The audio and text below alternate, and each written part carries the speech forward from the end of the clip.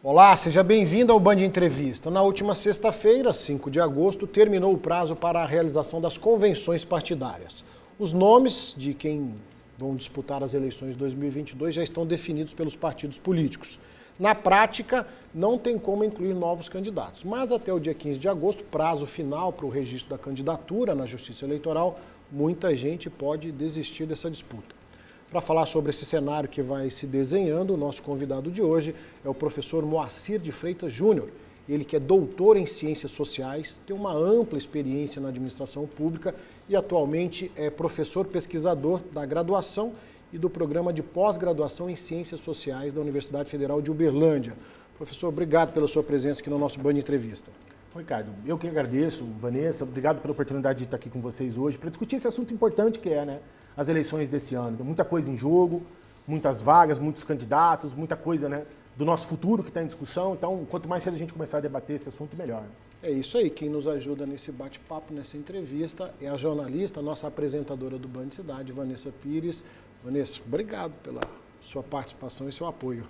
Imagina, a gente sempre aqui presente, eleições estão chegando, então a gente tem que estar aqui levando para o telespectador todas as informações possíveis. É isso aí. Professor, a gente está bem atento à questão do calendário eleitoral, Falamos do fim das convenções. Na prática, quem está fora não entra mais e quem está dentro ainda pode sair. Como é que é essa dança das cadeiras nesse intervalo de tempo? Mas algo pode mudar também até 2 de outubro? Tecnicamente, até pode. Mas a questão é a seguinte, de sexta-feira é o dia. Se você não tiver o seu nome aprovado na convenção, depois não tem mais como você participar, especialmente se você for candidato a deputado. Na eleição majoritária até é possível substituir, mas essa substituição é em caso de desistência, de morte do candidato e coisas desse tipo. Então são situações muito pontuais, muito excepcionais. Para quem quiser disputar a eleição agora, o prazo é sexta-feira. Se até sexta não tiver convenção do seu partido, a sua executiva não aprovar o seu nome, não disputa mais. Para desistir a qualquer momento, mesmo depois do registro, o candidato que ofereceu o seu nome, que teve o nome aprovado, pode desistir depois no meio do caminho, sem, ainda tem umas consequências burocráticas, no geral não é muito difícil desistir. Porque agora até o registro da candidatura de fato, em 15 de outubro, ainda podem acontecer algumas desistências. Mesmo assim é pouco tempo, menos de uma semana para isso tudo se resolver, A gente não tem a quantidade exata ainda, que será divulgada, mas a gente sabe que os perfis são diversos, Inclusive a gente tem até uma representatividade feminina bem destacante, bem maior do que se tinha, e são pessoas diferentes, diversos perfis, Exatamente, Vanessa. Se a gente ainda não temos as definições, como você bem colocou, mas olhando para as listas prévias que estão colocadas aí na praça, a diversidade está muito grande. Tem mais mulheres disputando, mulheres de diferentes idades, de diferentes condições sociais, mulheres brancas, mulheres negras, mulheres com mais dinheiro, com menos, que representam faixas sociais diferentes, grupos sociais diferentes. Então, eu acho que isso é um ganho para a eleição. Quanto mais gente diversa disputando, pensando no sentido mais amplo, mais condição a gente tem de avaliar melhor esses candidatos, de poder escolher um que seja o mais próximo possível daquilo que a gente tem também pessoalmente de ideia do que é a sociedade, do que a gente espera de um deputado, Então é bom ter mais diversidade porque a gente pode escolher melhor. E ainda falando desse perfil, a gente tem hoje, por exemplo, o deputado mais jovem, ele tem 21 anos, Ele foi eleito com 20 anos no Ceará. Quando ele tomou posse, ele já tinha 21, quando ele poderia, E o mais velho tem mais de 80 anos. Então, a gente vê que tem sido de interesse os jovens e também, principalmente falando primeiro desse ponto, os jovens estão interessados cada vez mais, nessa questão da política, Sem dúvida. Inclusive, no segmento de juventude, houve um crescimento do eleitorado de Uberlândia. É um crescimento, numericamente não é muito grande, são 600 e poucas pessoas, mas em percentual dobrou o número de jovens que tiraram o título. Quando a gente está dizendo de jovens, são os de 16 a 18. São os que não têm obrigação de votar. Da mesma forma, os idosos, que já não têm mais obrigação de votar, mas que ainda continuam praticando a cidadania. Estão querendo tirar título, estão querendo votar, estão se candidatando, estão escolhendo candidatos. Então, isso, em alguma medida, pode ser um sinal de amadurecimento um pouco da nossa democracia também, De que a gente também está aprendendo com os erros do passado, com as outras eleições e melhorando essa escolha dos candidatos.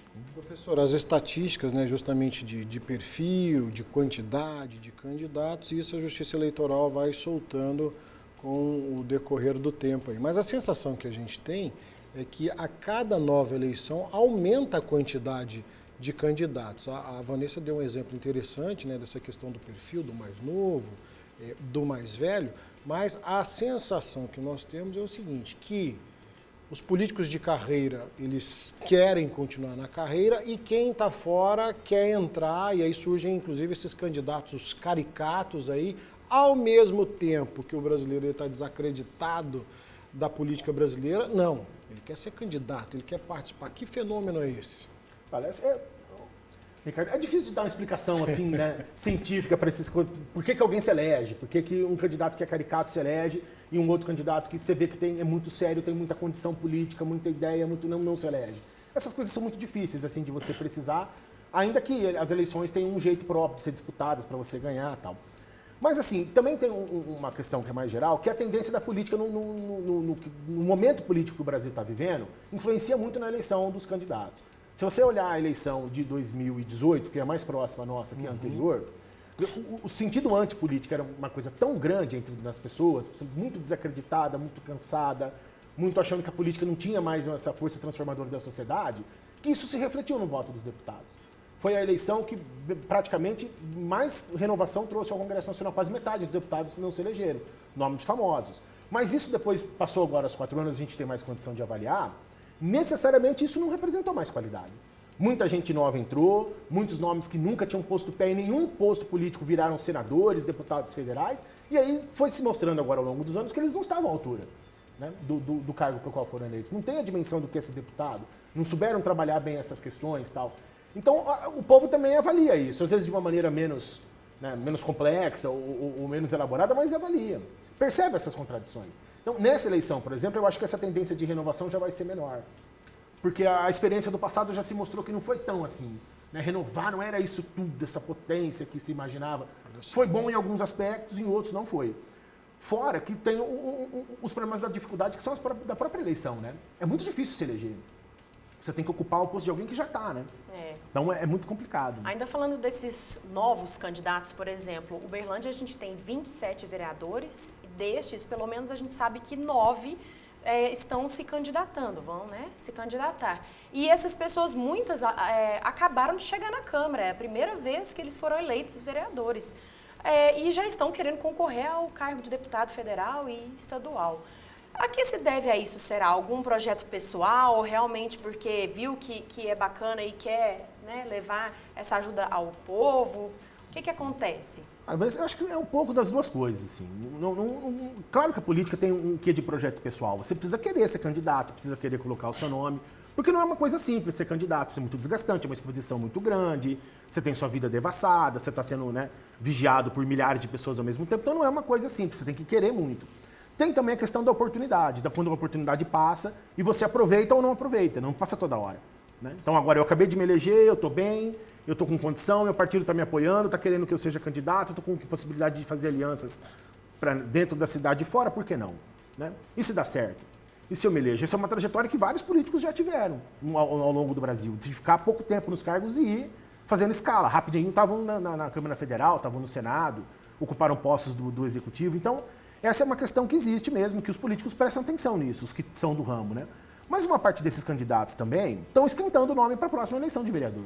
Que é uma eleição muito disputada, com muitos candidatos, que aí é hermético, né? Porque você está disputando com 1000 pessoas dentro de uma cidade só, você tem que arrumar voto. Então, quanto mais essas pessoas estiverem circulando na mídia, estiverem podendo aparecer, estiverem colocando o seu nome, melhor. É porque o que eu ia dizer, uma coisa é ele ser eleito em Uberlândia, agora, por exemplo, a pessoa às vezes, Bognete, totalmente conhecido na nossa cidade, mas no estado todo, quem é essa pessoa, né? Então ela tem que se divulgar para todo o estado, não adianta, né? E no estado do tamanho de Minas Gerais, como é que você faz isso? Uma campanha é dificílimo fazer isso. Nas redes sociais vai resolver? Não vai resolver, não funciona assim. Porque você tem redes sociais e todos os outros candidatos a deputado também têm. E sabem usar, e tem profissionais que estão cuidando disso. Então, você precisa ter essa base política construída. Isso leva muito tempo para fazer, não é do dia para a noite que você constrói, não. Então, uma parte desses nomes seguramente está sendo candidato para esquentar o nome, para poder ficar na mídia, para poder participar do debate, para dar uma entrevista, em suma, para poder ficar em evidência. Já pensando em 2024, não pensando necessariamente em 2022. Ninguém dá ponto sem nó, hein, professor? Nunca, então o eleitor pode ficar de olho assim, fala, eu nunca vi esse rostinho aqui, está chegando agora, porque se não der certo agora, tem eleições municipais, aí ele já chega com um certo cacife para concorrer à Câmara Municipal. Exatamente. Quer ficar atento, né? Ficar circulando o nome entre os eleitores para depois, para vereador não ser esquecido. Então, isso é uma prática muito comum, é muito conhecida. O contrário também é verdadeiro. Às vezes você sai para vereador para esquentar o nome para deputado. É que o mais sempre ajuda no menos, né? O contrário é que é mais difícil de fazer. Porque você se elege com 2.000 votos para vereador, mas para deputado precisa de 200.000. Como é que você vai arrumar, multiplicar por 1.000 a tua eleição? É muito difícil. Né? Mas aí, né, nessa ânsia de todo mundo querer ser candidato, todo mundo disputar um cargo eletivo, seja na Assembleia, na Câmara, no Senado, enfim, isso não acaba dividindo forças, professor?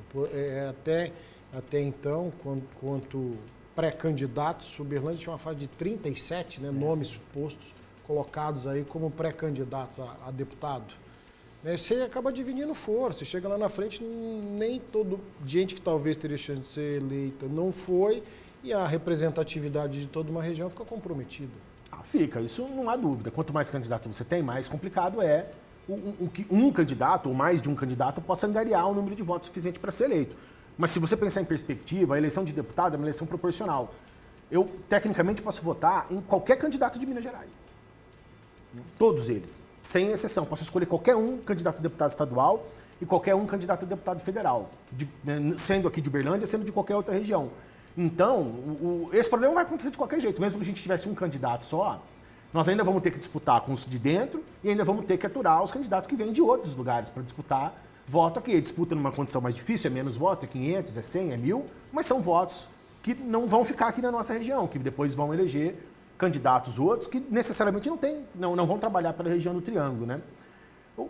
É que essa é sempre uma questão interessante para nós. Nós não temos essa estrutura distrital do voto. Sempre tem essa discussão se o voto devia ser distrital, se não devia. Mas a gente orienta o voto de maneira distrital, né? Quer certo. votar nos candidatos que são da região. E aí, né, Vanessa, a gente enfrenta o que está enfrentando hoje. Hoje, aqui a nossa região, são seis deputados federais, 6 deputados estaduais, um de cada cidade. E a nossa força no Congresso ou na Assembleia Legislativa é muito pequena. Essa representatividade é pequena mesmo. O que a gente mais quer, assim, é que tenha um candidato, que tenha um eleito que esteja da nossa...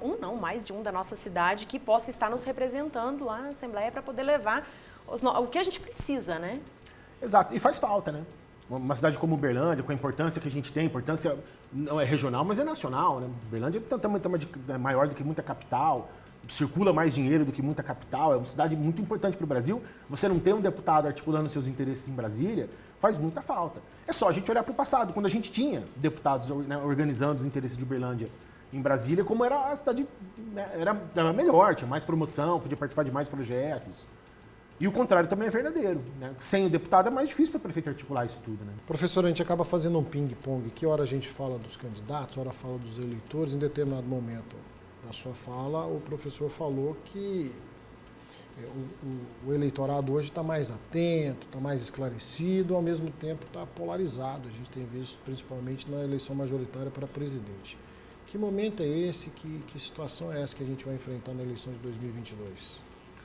Ricardo, o perfil do eleitorado atual, no Brasil e aqui na região do Triângulo também, é de um eleitorado que é feminino, de uma idade mais ou menos entre 40 e 50 anos, mais escolarizado, que está, né, em geral, de chefes de família, de gente que está trabalhando para sobreviver, que é responsável pelos outros. Então, é uma tendência de ser um eleitorado mais fiscalizador, mais atento, né, que está olhando mais para os candidatos, procurando encontrar neles soluções para os seus problemas que são do dia a dia, das questões da economia, das questões da educação, da saúde, do cuidado. Então, isso tem uma tendência do eleitor ficar mais exigente, né? Olhar para esses candidatos com mais atenção, com mais, né, acuro para poder... Que bom. Vamos ver, né? A tendência é essa, vamos ver se isso vai acontecer na prática, mas a expectativa é essa, que o eleitor possa ser mais crítico.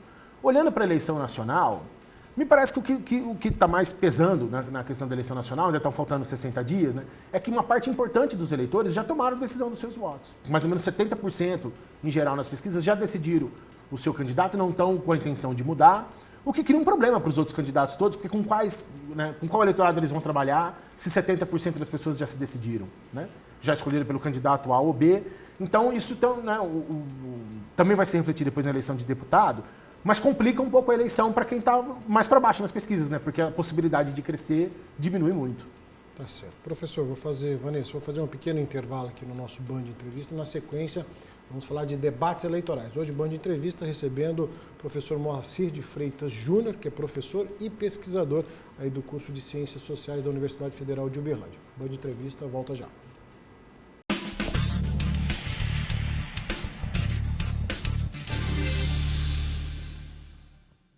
Autoconhecimento, religiosidade, fé. Os trajetos são vários, os pedidos peculiares. Romeiros partem de suas cidades em busca de cura. O destino é sempre o mesmo. Romaria, o caminho da fé. Homenagem Autos Chevrolet. Há mais de 70 anos a sua confiança sobre 4 rodas. Band Triângulo e Play FM. A melhor opção para você fazer ou trocar seus óculos, Telefotótica. Aqui tem armações de qualidade, lentes da mais alta tecnologia e tem oferta, hein, Daniela? Tem sim, na compra de seus óculos de grau, ganhe 50% de desconto nos óculos de sol. Telefotótica, lojas em Uberaba, Araxá e Santa Juliana. Vem pra cá! Banca do Dinei, 2 endereços em Uberaba, Mercado Municipal e também no Shopping Uberaba. E tem ofertas, Thiago? Tem sim. Vinho DV Catena por R$ 169,99 a garrafa. E tem mais. Claro, vinho Casileiro del Diablo, R$ 69,99 ou 2 por R$ 129,99. Banca do Dinei, vem pra cá! Aqui na Garcia Centro Automotivo tem os melhores serviços e as melhores ofertas. Troca de óleo mineral 20W50, R$ 119,90. Troca de óleo semissintético 15W40, R$ 149,90, Matheus. É isso mesmo. O melhor atendimento e as melhores ofertas para te atender sempre. Garcia Centro Automotivo, vem pra cá. Fim de semana imperdível Bahamas. Aqui seu dinheiro rende mais só neste domingo. Feijão carioca Pontal 5,19. Creme culinário Ibituruna 200 gramas 2,49. Pão de forma tradicional Vovó Tiná 3,99. Linguiça para churrasco Saudade 1 kg 12,79. Guaraná Mineiro 2 litros 5,39. Amistel Puro Malte 350 ml 2,89. Alimento para cães Amigo 15 kg 56,90. Neste fim de semana preço baixa no Bahamas. O Sindicato das Empresas de Transporte e Logística do Triângulo Mineiro, legítimo representante das empresas do setor, informa. As negociações com os sindicatos laborais estão em andamento para a consolidação da Convenção Coletiva 2022-2023. As empresas devem ficar atentas aos canais de comunicação do CETRIM para mais informações. CETRIM, o parceiro forte das empresas de transporte do Triângulo.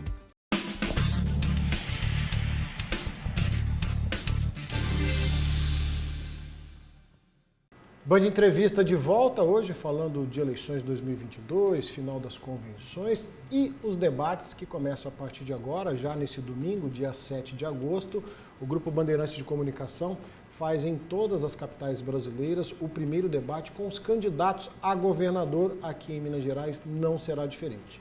Para falar sobre o tema, hoje estamos recebendo o professor Moacir de Freitas Júnior, ele que é professor e pesquisador da graduação e pós-graduação em Ciências Sociais da Universidade Federal de Uberlândia. Professor, como é que o senhor vê o debate nesse início de campanha eleitoral? Já é uma tradição do Grupo Bandeirantes sempre fazer o primeiro debate. O quanto um confronto de ideias como esse ajuda o eleitor? Ajuda demais. O debate é importantíssimo. Ricardo, Vanessa e a Bandeirantes está de parabéns por manter esse pioneirismo dos debates.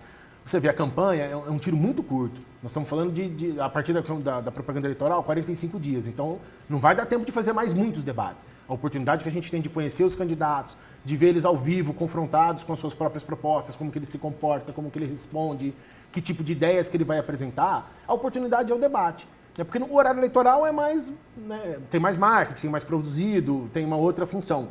No debate não tem como. É ao vivo, a pergunta é o pinga-fogo, o sujeito está sendo perguntado ali, questionado na hora, ele não pode ficar nervoso, tem que se comportar, ou pode, enfim. Então, o debate é importantíssimo para a democracia no geral e para a gente poder escolher melhor os nossos candidatos em especial, Testar o nosso candidato, ver se ele de fato tem condição, se é aquilo mesmo, se o marketing não está apresentando um produto diferente do que é o da vida real. Então, é muito importante o debate, todos nós devemos assistir, já anotei aqui para não perder no dia 7 o debate, Até para a gente ver os outros candidatos aqui a governador de Minas, como é que eles vão se vão se comportar, né? A gente percebe que, como você mesmo já anotou, os eleitores estão cada vez mais atentos a isso, mais exigentes mesmo. Eles querem saber quais são os projetos. Hoje, inclusive, com mais facilidade, a gente encontra o que cada candidato tem a oferecer. A gente tem a internet que ajuda muito e isso é muito importante, porque todos pode estar com o projeto ali à mão e ver se o candidato realmente está falando sobre aquilo, se ele está preparado para aquilo, como você mesmo falou, se ele realmente entende daquele assunto para poder, na prática, né, aplicar isso quando ele for eleito, né?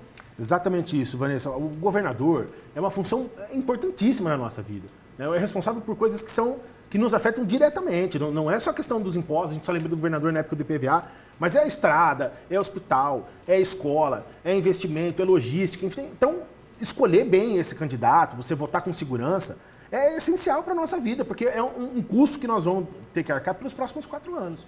Pode ser uma coisa boa, pode ser ruim, depende da escolha que a gente fizer. E hoje em dia, não tem mais desculpa para você não conhecer os candidatos, né? Como você bem colocou. Tem rede social, tem no site do TSE, tem ONG que fiscaliza, enfim. Não tem como o sujeito não ter propostas e não tem como a gente não olhar para essas propostas, desde que a gente tome um minutinho do nosso dia para olhar uma rede social, para procurar no site, para se inteirar dos nossos candidatos, para assistir o debate no domingo, né? Para poder ver o nosso candidato testar na prática. É essencial e faz muita diferença na hora do vamos ver, né? Se a gente escolhe qualquer um, escolhe errado agora, tudo bem, você escolheu, mas o custo vem, né? E é pago em 4 anos e é muito caro, então é melhor a gente, né? Quanto mais oportunidades da gente conhecer os candidatos, conhecer as propostas, ver na prática esses candidatos trabalhando, para a gente é muito melhor. Ô, professor, agora o senhor, né, que tem ampla experiência, acompanhou tantos debates aí ao longo da sua carreira, a gente percebe o seguinte, o governador que sai aí, então, em busca de uma reeleição, ele acaba tendo uma vantagem sobre os demais candidatos, porque ele acaba, de certa forma, ele acaba sendo conhecido em todo o seu estado de domínio, e os outros candidatos, políticos ou não de carreira, são conhecidos regionalmente. Quem se propõe uma reeleição, ele está em vantagem aos outros candidatos e, por isso mesmo, quem está nessa outra posição é o momento dele se mostrar e se apresentar para todo o estado. Não, é exatamente o momento. E não vão ter muitos, né? Porque não vai dar tempo de ter muito debate, então... Para quem não está no governo, o debate ainda é mais essencial, porque é o momento que você tem para marcar a tua posição de diferença com quem já está. Porque quem já está, a rigor, já foi escolhido pelo povo há pouquíssimo tempo. Então é claro que os candidatos à reeleição têm vantagens, né? As pessoas já sabem quem é o governador, já sabem o que ele fez, já tiveram tempo para avaliar se ele foi bom, se ele foi ruim. Então não tem muita surpresa, né? Tanto que os candidatos à reeleição não têm muita proposta. O candidato à reeleição apresenta o trabalho já realizado. Então, já fiz isso, já fiz aquilo, quero ficar mais 4 anos para fazer mais tanto disso aqui, mais tanto do outro, para mudar pontualmente. Quem tem que correr atrás desse voto, quem tem que se mostrar mais competente do que quem já está é quem está de fora. Então, o debate é uma oportunidade para isso, para você, inclusive, confrontar o candidato à reeleição dos erros que ele cometeu ou das suas insuficiências, enfim. Então, é um momento chave para fazer isso. E mais do que isso, num estado do tamanho de Minas Gerais... Se a sua campanha não tiver capilaridade, se você ficar regionalizado, ou só no Triângulo, só na região metropolitana, só na Zona da Mata, você não vai para lugar nenhum, né? Como governador, é muito mais difícil fazer isso. Para o governador não é, né? Porque o Estado ele já está com essa estrutura toda mais bem resolvida, mas para os outros candidatos, eles vão ter que correr atrás disso tudo. O debate é uma oportunidade para isso. Vai passar no Estado inteiro, todo mundo ao mesmo tempo, tendo a mesma oportunidade de ver.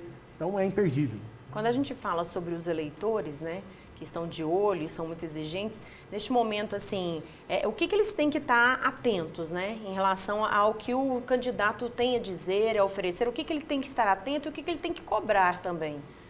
Mas olha, Vanessa, fora o caso onde você vai fazer um voto ideológico, então, eu sou da ideologia X e vou votar no candidato que representa essa mesma ideologia, porque aí já está resolvido, né, você não precisa pensar muito.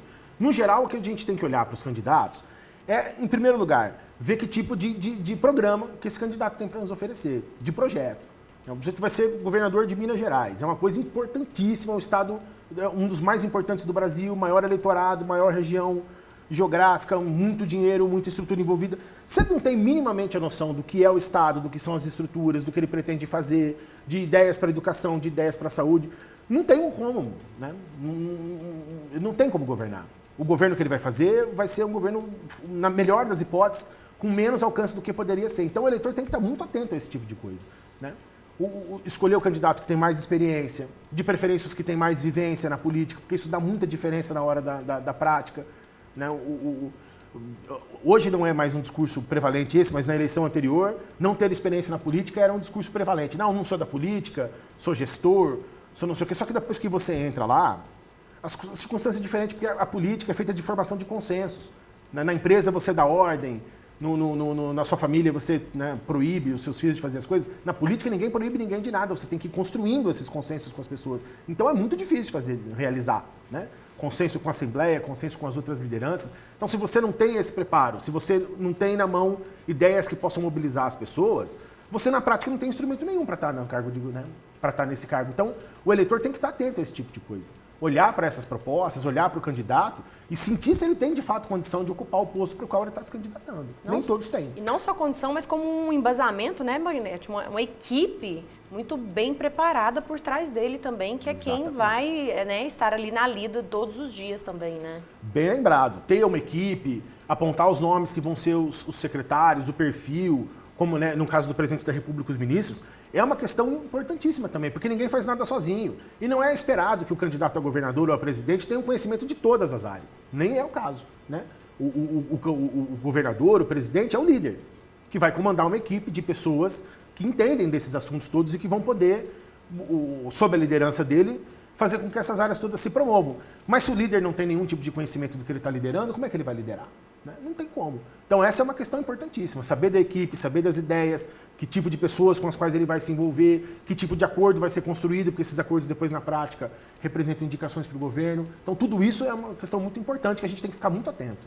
Professor, até o senso comum, né, em debates anteriores, tinha-se aquela brincadeira, o candidato A ganhou o debate, o candidato B que ganhou, não, foi o candidato C que ganhou o debate.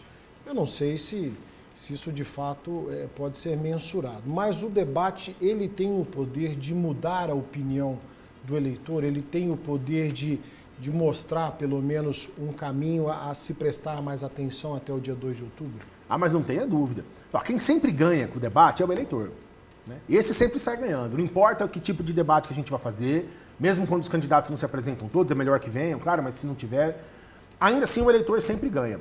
Mas para o candidato, tem essa história de ganhar ou não, é que depende do desempenho do candidato, se ele foi muito bem, se ele conseguiu transportar, né, transferir, passar bem a sua mensagem, ou se ao contrário, ficou claro que ele não tem a menor condição de ser candidato, não sabe o que está falando, se embananou nas respostas. Então as pessoas sentem isso, né? E gostam ou desgostam e vão rejeitando. É assim que as pesquisas vão medindo quem ganhou, quem perdeu. Mas quem mais ganha, sempre ganha de qualquer forma, é o eleitor. Então isso é muito importante as pessoas poderem participar dos debates, assistirem, tomarem as suas decisões. E sim, muda muito. Né? Basta a gente ver a eleição de 2018. Na quinta-feira foi o último debate. Na quinta-feira antes do domingo da eleição. O quadro eleitoral, quinta-feira à noite era um, sexta-feira à noite era outro. Tá certo. E mudou no debate. Não teve nada que não aconteceu que não foi isso. Então, debates são importantíssimos. Professor, eu costumo falar que o nosso assunto está longe de se encerrar, mas infelizmente o nosso tempo se encerrou. Obrigado pela sua presença aqui no nosso programa e volte mais vezes. O senhor é convidado para assistir o nosso debate também. Eu vou querer muito vir, sim. E, sim, sempre que tiver oportunidade, me chamem que eu venho com o maior prazer. É uma satisfação estar aqui discutindo política com vocês. Muito obrigado. Tá certo. Muito obrigado, senhor. Vanessa Pires, obrigado pela sua participação. Eu que agradeço. A Band sempre de olho nas eleições. Estaremos aqui firmes e fortes. Tá certo. A Bandeirantes é a casa das eleições. Então, só reforçando o convite para você, nesse domingo, dia 7 e 9 da noite, o primeiro debate com os candidatos a governador de Minas aqui na telinha da Band Triângulo. O Band Entrevista volta na próxima semana. Um forte abraço e até lá.